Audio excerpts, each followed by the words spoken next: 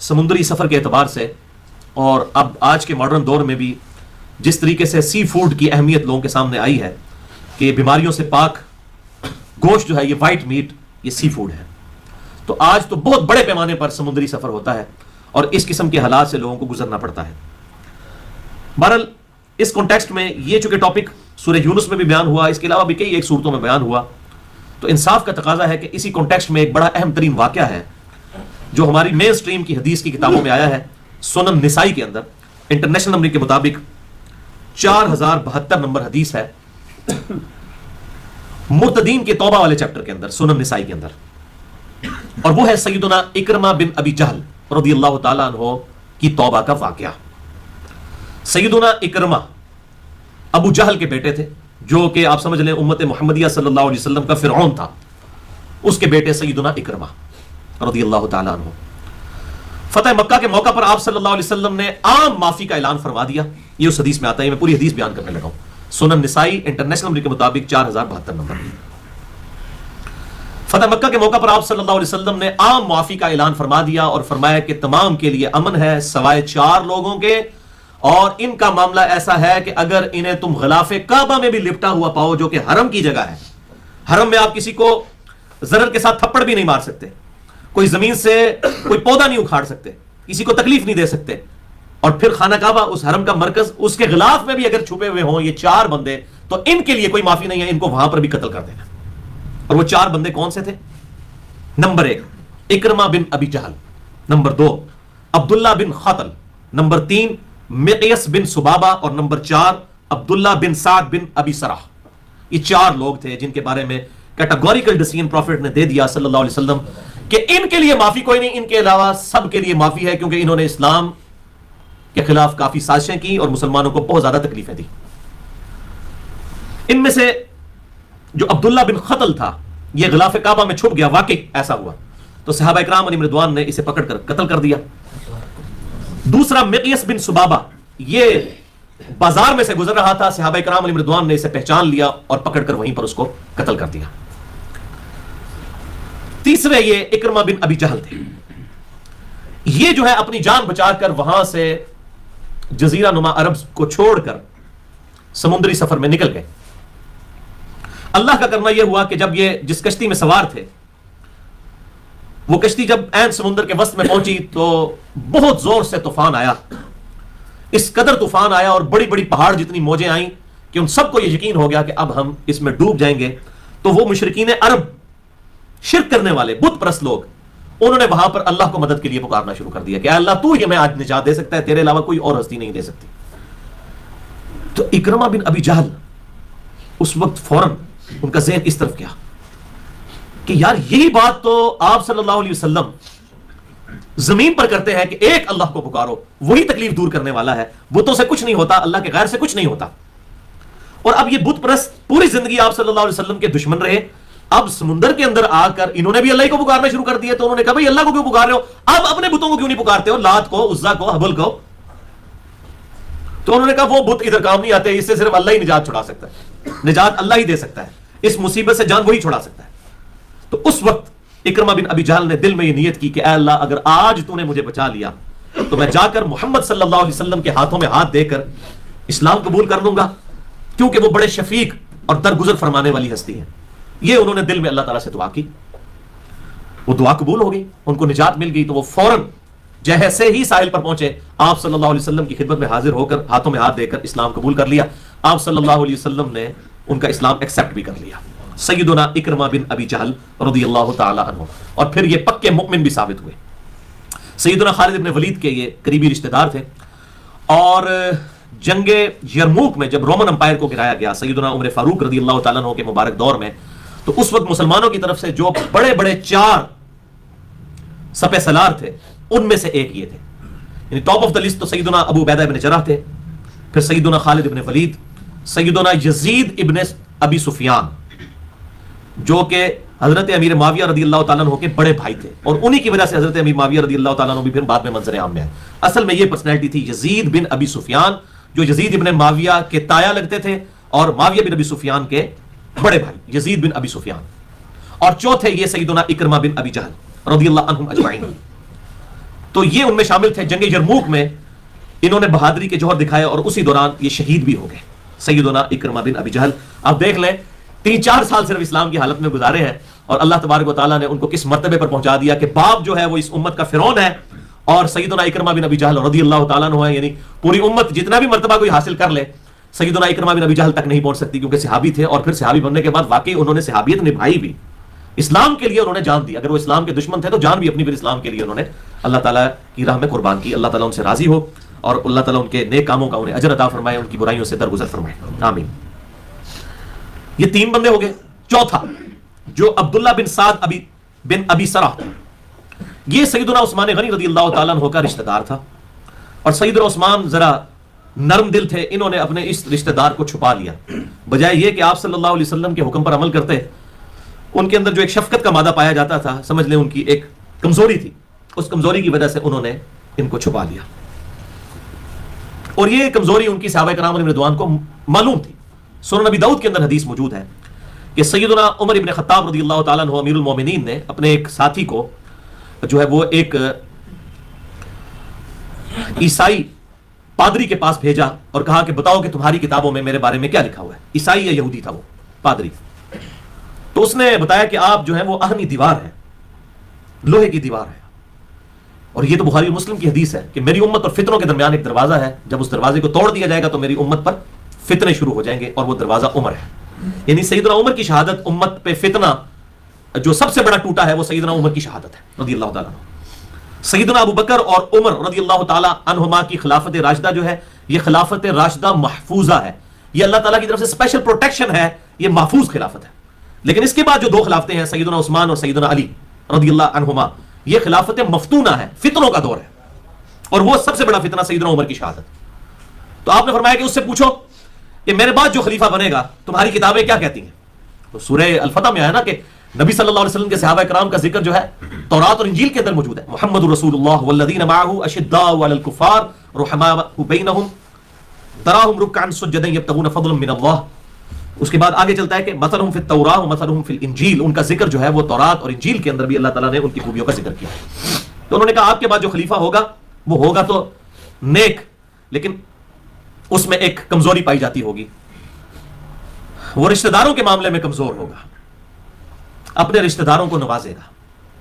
تو سیدنا عمر کی زبان سے 3 دفعہ یہ الفاظ نکلے. آپ ان کو حضرت عمر کی کرامت ہی کہیں یا ان کی آبزرویشن تھے, جب ساتھی ساتھ رہتے ہیں تو ایک دوسرے کو پہچانتے ہیں. تو سیدنا عمر نے کہا خدا عثمان پر رحم کرے, خدا عثمان پر رحم کرے, خدا عثمان پر رحم کرے, 3 بار سیدنا عمر. یعنی حضرت عمر کو پتا تھا کہ یہ عثمان ہی ہو سکتا ہے ایسا, کیونکہ اس کے پیچھے یہ واقعہ تھا اکرمہ بن ابی جہل والا پورا واقعہ جو سنن نسائی میں آیا, اس کو میں بعد میں کمپلیٹ کرتا ہوں. پوچھا اس کے بعد جو خلیفہ, کہا کہ خلیفہ تو نیک ہوگا لیکن اس وقت تلوار جو ہے وہ نیام سے باہر آ چکی ہوگی, یعنی کہ فتنہ ایسا ہو چکا ہوگا کہ وہ اس خلیفے سے بھی پھر کنٹرول نہیں ہوگا. اور اس کی بھی حدیث سنن نسائی الکبریٰ کے اندر موجود ہے. آپ صلی اللہ علیہ وسلم نے فرمایا, سیدنا عمار ابن یاسر اور سیدنا علی ابن ابی طالب اکٹھے تھے. آپ نے ان کو مخاطب کر کے فرمایا کہ میں تمہیں ان 2 بڑے بدبختوں کا نہ بتا دوں جو سب سے بڑے انسانیت میں بدبخت ہیں. پہلا بدبخت وہ تھا جس نے قوم سمود کی اونٹنی کو قتل کر دیا تھا, اور جب قوم سمود کی اونٹنی قتل ہوئی تھی, صالح علیہ السلام کی قوم نے یہ حرکت کی, جس شخص نے کی اس کے بعد اللہ تعالیٰ کی طرف سے عذاب آ گیا. یہ اگلے وقتوں میں سب سے بڑا بدبخت تھا, اور میری امت کا سب سے بڑا بدبخت وہ ہوگا جو اے علی تمہیں قتل کرے گا اور تمہارے سر پر وہ تلوار مارے گا اور تمہاری داڑھی کو تمہارے سر کے خون سے رنگ دے گا. یہ دوسرا بڑا بدبخت ہوگا. یعنی جس طرح قوم سمود کو قتل کرنے سے امت پر عذاب آ گیا حضرت صالح علیہ السلام کی امت پر, اس امت پر عذاب سیدنا علی کو شہید کرنے کی وجہ سے آیا, کیونکہ سیدنا علی ایک آخری کوشش تھے کہ کسی طریقے سے ابو بکر و عمر کی جو خلافت محفوظہ ہے اس کو دوبارہ سے بحال کر دیا جائے, جو سیدنا عثمان غنی رضی اللہ تعالیٰ عنہ کے چند گورنروں کی وجہ سے سپائل ہو چکی تھی. سیدنا عثمان کی وجہ سے نہیں, ان کے گورنروں کی وجہ سے. وہ صحیح مسلم میں اٹھا کے دیکھ لیں آپ, ولید بن عقبہ بن ابی معید کا بیٹا, جو صحیح بخاری میں آتا ہے, آپ صلی اللہ علیہ وسلم کی اس نے کمر کے اوپر اوجڑی رکھ دی تھی, اس کا بیٹا ولید بن عقبہ معافی مانگ کے مسلمان ہو گیا فتح مکہ پر. اس کو حضرت عثمان نے جو ہے وہ کوفے کا گورنر لگا دیا. حالانکہ حضرت عمر نے کہا تھا کہ جو لوگ فتح مکہ پہ مسلمان ہوئے ان کی 3 نسلوں میں بھی کسی کو کسی عہدے پر فائز نہ کرنا, کیونکہ ان کی ابھی برین واشنگ اس طرح نہیں ہوئی ہے, ان کی تربیت اس طرح نہیں ہوئی ہے جس طرح سابقون الاولون کی ہوئی ہے. یہ سیدنا ابو بکر صدیق رضی اللہ تعالیٰ عنہ کی عمر 61 سال تھی, بوڑھے تھے جب ان کو خلیفہ چنا گیا. کیونکہ ان کی بہادری کے اوپر تو نہیں چنا گیا, ان کی نیکی کے اوپر چنا گیا, ان کے تقوی کے اوپر ان کو چنا گیا تھا.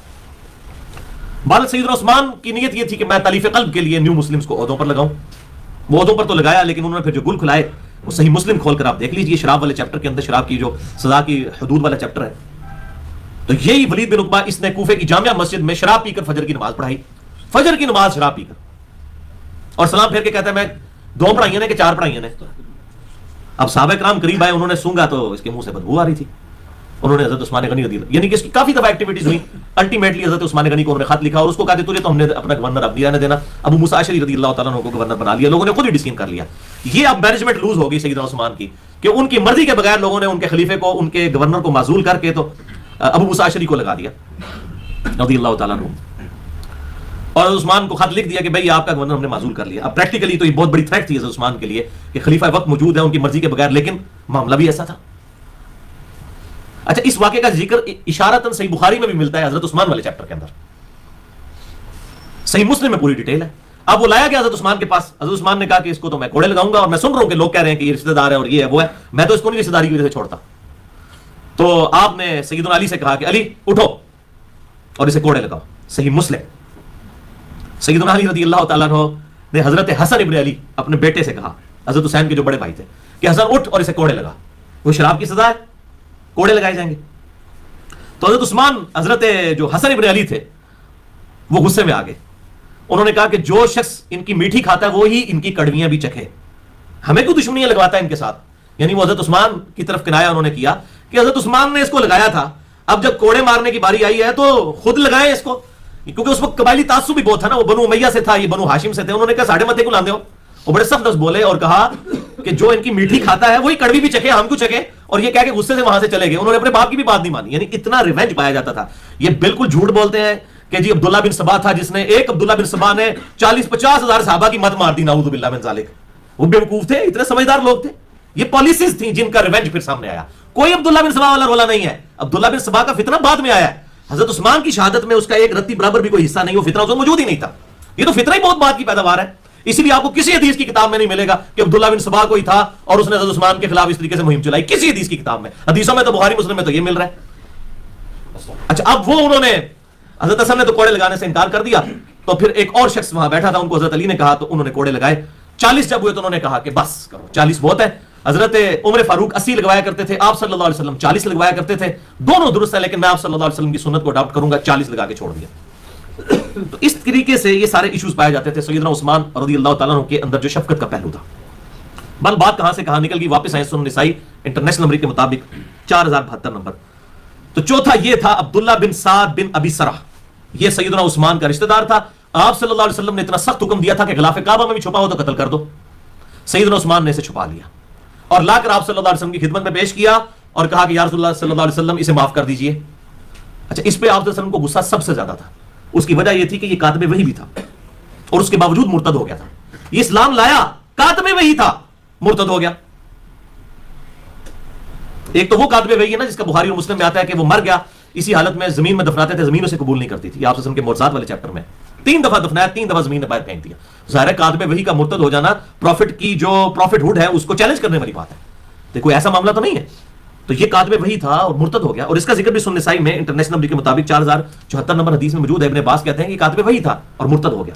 اب حضرت عثمان نے جب سامنے پیش کیا اور کہا کہ یا رسول اللہ صلی اللہ علیہ وسلم اس کی توبہ قبول کریں، آپ صلی اللہ علیہ وسلم نے یوں سر مبارک اٹھا کر دیکھا اور آپ نے یوں کیا، پھر آپ نے سر نیچے کر لیا. اب اتنا ہی اشارہ کافی تھا. پھر حضرت عثمان نے کہا یا رسول اللہ صلی اللہ علیہ وسلم اس کی توبہ قبول کر لیں. پھر آپ صلی اللہ علیہ وسلم نے اپنا سر مبارک اٹھایا اور آپ نے یوں فرمایا، نہیں، سر مبارک سے نہیں کا اشارہ دوسری دفعہ بھی کیا، پھر سر نیچے کر لیا. پھر تیسری بار ایسے ہوا، تیسری بار بھی آپ نے یوں فرمایا. پھر چوتھی بار حضرت عثمان نے عرض کیا تو آپ صلی اللہ علیہ وسلم نے فرمایا چلو اس کا اسلام میں ایکسیپٹ کرتا ہوں. اسلام ایکسیپٹ کر لیا. وہاں سے چلے گئے.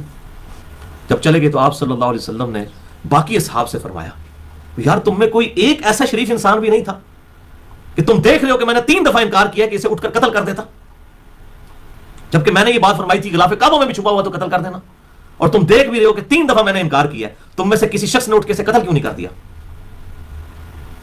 تو صحابہ کرام نے عرض کیا اللہ کے رسول صلی اللہ علیہ وسلم آپ ہمیں ایک دفعہ آنکھ سے اشارہ کر دیتے نا یوں کر کے تو ہم اس کی تکہ بوٹی کر دیتے، آنکھ مار دیتے.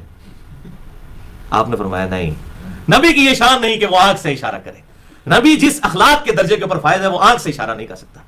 چلیں یہ مطلب کوئی گناہ کا کام نہیں ہے، لیکن پروفٹ کی جو اخلاقی اقدار ہے وَإِنَّكَ لَعَلَىٰ خُلُقٍ عَظِيمٍ، اس کا تقاضا یہ ہے کہ آپ آنکھ مار کے یوں اشارہ نہیں کر سکتے.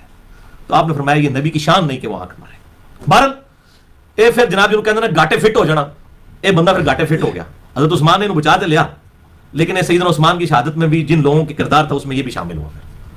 عبداللہ بن سعد بن ابی سرح، اور وہ اس طرح کہ یہ مصر کا گورنر اس کو لگا دیا. سنن نسائی 4074 نمبر، اس کو مصر کا گورنر لگا دیا سیدنا عثمان غنی رضی اللہ عنہ نے رشتہ داری کی وجہ سے. یعنی آپ دیکھیں کہ لوگوں کو پتہ نہیں ہے کہ حضرت علی کے ساتھ ہوئی کیا ہے بھائیو. اسی لیے سیدنا علی جب خلیفہ بنے ہیں نا، ان کا پہلا ایگزیکٹو آرڈر یہ تھا کہ جتنے بھی گورنر ہیں حضرت عثمان کے سب معصوم، کوئی ایک بھی باقی نہیں رہے گا جن کی وجہ سے حضرت عثمان شہید ہوئے ہیں. اور سب نے جو ہے وہ بات مان بھی لی سوائے معاویہ بن ابی سفیان رضی اللہ تعالیٰ عنہ کے. انہوں نے نہیں بات مانی اور وہ اپنی ضد کے اوپر اڑے رہے. تو یہی لوگ سبب بنے، انہی کی وجہ سے مصر کے لوگ خلاف ہوئے. پھر وہ حضرت محمد بن ابی بکر کو چنا گیا کہ ان کو مصر میں اس کی جگہ لگا دیا جائے. اس طریقے سے معاملات بگڑتے گئے.